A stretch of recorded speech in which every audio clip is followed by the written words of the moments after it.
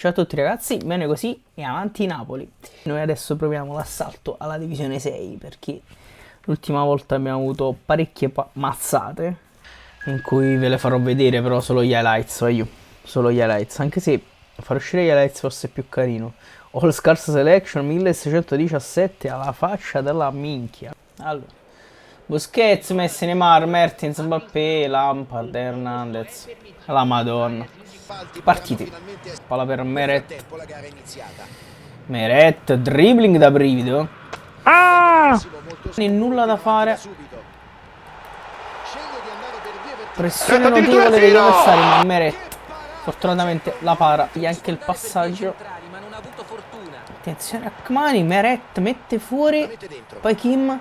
Di Lorenzo, errore. Pericolo!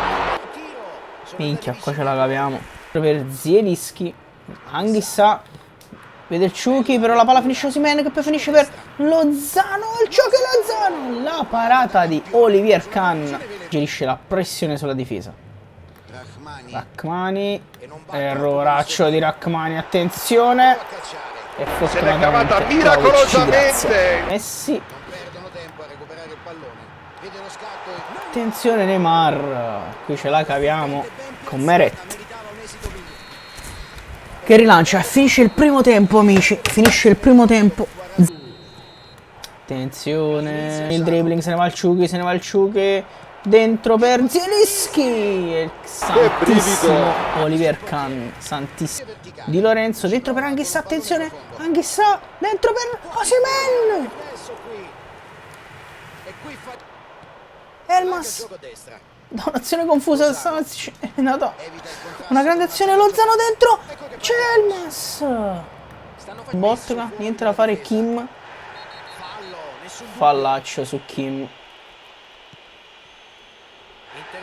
rosso per Dries Mertens ragazzi. Botka dentro per Elmas dentro per il Ciolito, Brava la botta!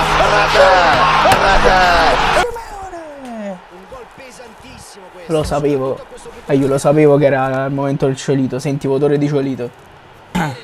Il Ciolito ci parte in vantaggio, vai. Adoro. Elmas cross in mezzo, attenzione c'è il Ciolito, niente da fare.